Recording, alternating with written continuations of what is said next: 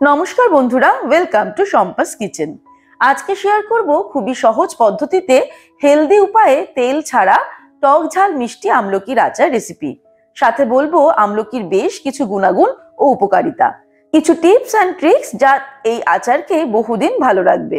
রেসিপিটা ভালো লাগলে লাইক আর শেয়ার করার অনুরোধ রইল। আর এরকম আরো রেসিপি দেখার জন্য সম্পাস কিচেন সাবস্ক্রাইব করে নিন। তাহলে চলুন শুরু করি। সবার প্রথমে নিয়ে নিয়েছি 500 গ্রাম আমলকি। শীতকালে আমলকি খুব ভালো পাওয়া যায় আর দামও বেশ খানিকটা কম। মাত্র 25 টাকা দিয়ে আমি 500 গ্রাম আমলকি এনেছি। বছরের বিভিন্ন সময় কিন্তু আমলকির বেশ দাম থাকে। আমলকিগুলোকে ভালো করে আগে ধুয়ে নিতে হবে। এইভাবে একটু ঘষে ঘষে আমলকির গা থেকে নোংরাগুলো বার করে দিতে হবে।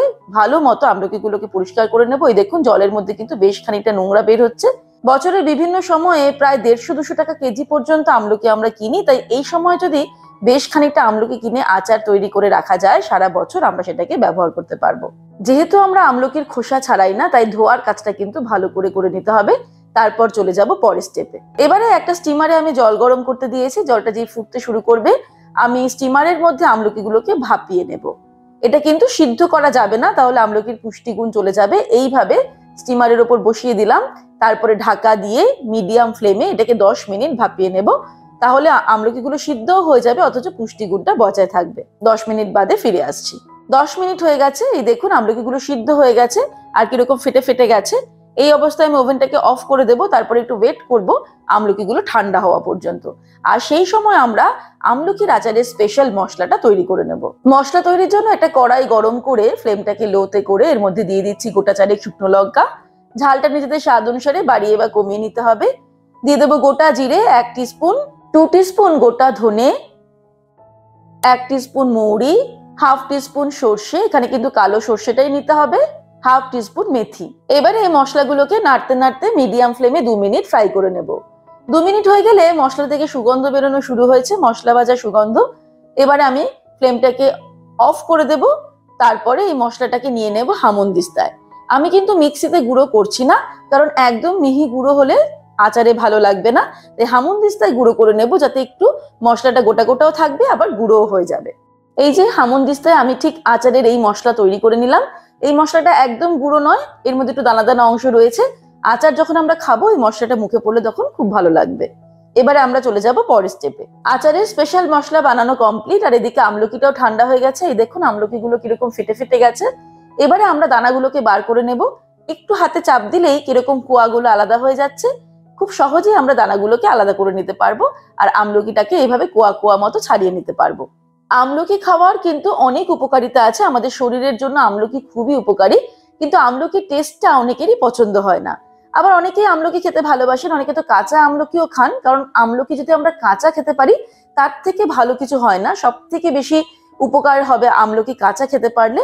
তবে যারা বা যাদের বাড়িতে বড়রা ছোটরা আমলকির টেস্টটা পছন্দ করেন না, তারা কিন্তু বেশ কিছুটা পরিমাণে আমলকি এইভাবে আচার তৈরি করে রাখতে পারেন। সেক্ষেত্রে ছোটরাও কিন্তু চটপটা টেস্টের জন্য ভালো খাবে আর বড়দেরও ভালো লাগবে। তাই আমলকিটা আমরা অ্যাটলিস্ট খেতে পারবো। মানে যে বাড়িতে আমলকি খেতে চায় না, সেই বাড়িতে আমরা আচার তৈরি করে সার্ভ করলে কিন্তু অনেকেই আমলকিটা খাবে। আর বছরের এই সময়টাতে আমলকি বাজারে প্রচুর পরিমাণে পাওয়া যায় আর দামটাও থাকে বেশ কম। বাজারে অন্যান্য সময় কিন্তু অনেক বেশি দামে আমলকি বিক্রি হয়। তাহলে এই সময়টাই আমাদের বেছে নিতে হবে আমলকির আচার তৈরির জন্য। তাহলে অনেকটা সাশ্রয় হবে। আমরা অনেক কম দামে সারা বছরের জন্য আমলকি স্টোর করতে পারি এইভাবে আচার বানিয়ে। সবকটা আমলকি আমি এইভাবে ছাড়িয়ে নিয়েছি, দানাগুলোকে আলাদা করে নিয়েছি।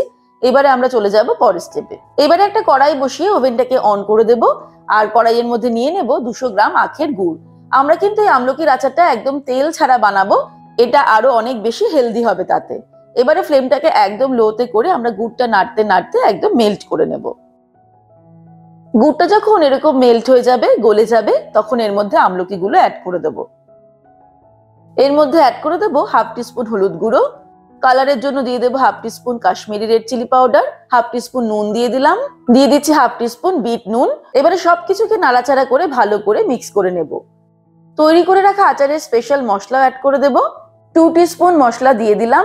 এবারে লো ফ্লেমেই নাড়তে নাড়তে রান্না করব 10 মিনিট। 10 মিনিট পর ফিরে আসছি।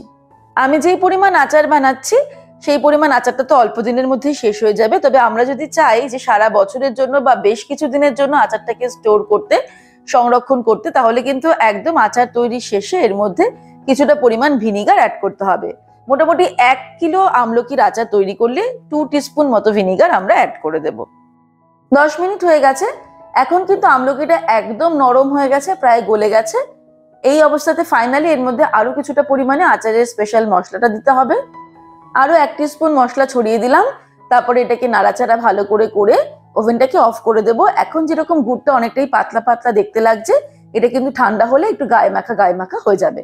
আমলকির প্রচুর গুণ, যা খেলে নিরোগ হবে শরীর। সর্দি কাশি তো দূরে থাকেই, এমনকি ব্যাকটেরিয়া সংক্রমণের হাত থেকেও বাঁচায় আমলকি। আমলকিতে প্রচুর পরিমাণে ভিটামিন সি থাকায় এটি শরীরের রোগ প্রতিরোধ শক্তি বাড়াতে সাহায্য করে। আমলকি হজমেও সাহায্য করে। এছাড়া ত্বক, চুল, চোখ এগুলো ভালো রাখতেও আমলকি অনবদ্য। ব্যাস তৈরি হয়ে গেল খুব সহজে হেলদি উপায়ে তেল ছাড়া চটপটা আমলকির আচার রেসিপি। দারুণ স্বাদের এই আচার একবার বানালে বেশ কিছুদিন ধরে আমরা সংরক্ষণ করে খেতে পারবো। এবারে আপনারাও বাড়িতে এইভাবে আমলকির আচার তৈরি করে নিন, দেখবেন বাড়ির বড় থেকে ছোট সকলে চেয়ে চেয়ে খাচ্ছে। এরকম রেসিপি আরো দেখার জন্য শম্পাস কিচেন সাবস্ক্রাইব করে নিন, আর রেসিপিটা ভালো লাগলে লাইক আর শেয়ার করতে ভুলবেন না। সুস্থ থাকবেন, ভালো থাকবেন। আমি আবার হাজির হব নতুন নতুন রেসিপির সঙ্গে। নমস্কার।